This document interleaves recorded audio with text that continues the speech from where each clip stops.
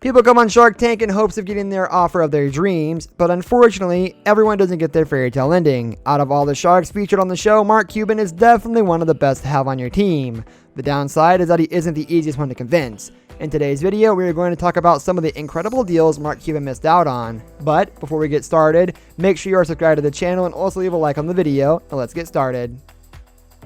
When the sister co-founders of Everywhere, Becca Nelson and Ellie Brown, pitched their novelty sticker company to the Sharks during the 6th season, all the investors seemed convinced that the business was headed towards failure. The sisters were seeking $100,000 for 30% stake in their company that produces wearable fabric sticker accessories, something that people wouldn't be interested in reusing, according to the Sharks. Reusable, rewearable, tear-proof, residue-free. Nobody cares. I'm out. After 4 investors dropped out of the deal, Mark Cuban decided to make an offer of $200,000 for the whole company, saying that they were lost and he had no idea what they were doing. He apparently saw an opportunity to take the company's existing connections and reinvent the brand as an outlet for fan merchandise for its NBA team, the Dallas Mavericks. During an emotional conversation, Nelson and Brown decided to let go of their baby. Wow.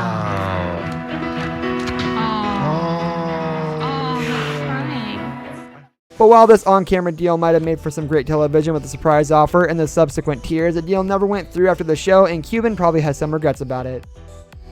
Not many entrepreneurs turn down a 6-figure investment offer, especially not one that comes from Mark Cuban. However, Asher Hunt and Lindsay McCormick, founders of White Toothpaste Bits, did exactly that. They were seeking the $325,000 investment in return for a 5% stake in their company that produces small toothpaste tablets that are made with the gluten-free and vegan ingredients and are sold in glass bottles. The co-founders impressed the Sharks when they revealed that they sold the product for $12 to $30, while it only cost them $3.15 to make.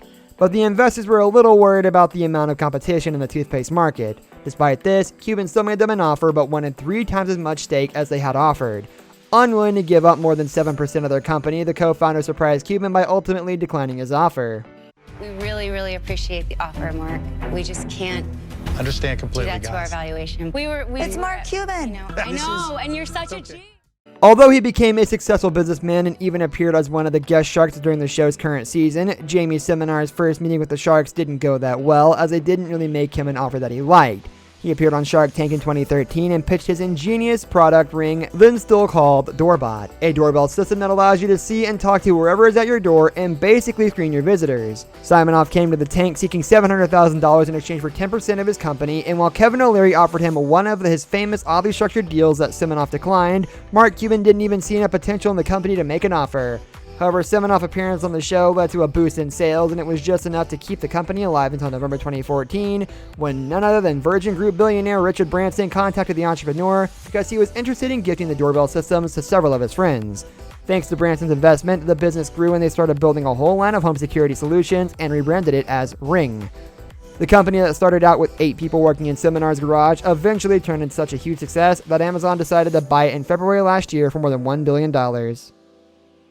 Stephen Ford, Brandon Label, and Bruno Asciadimini met while all working at a San Diego call center where they sold life insurance, and that is when their journey to launching a multi-million-dollar breach lifestyle company began. 4 years later, the trio appeared on Shark Tank hoping for a $200,000 investment for 8% of their beach towel business, SandCloud.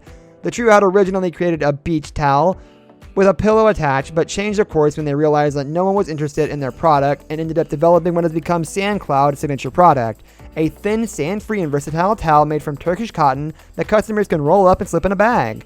The co-founders ended up getting offers from Mark, Kevin, and Robert, eventually making a deal with Robert, who invested $200,000 for 15% equity. The company has since added items like water bottles, metal straws, and jewelry to its product line and has made over $25 million in sales, while donating 10% of its profits to organizations that support marine life and clean oceans, including the Marine Conservation Institute and the Surfrider Foundation. And that is all the time we have for today's video, guys. Thank you for watching, and we will see y'all next time. Goodbye.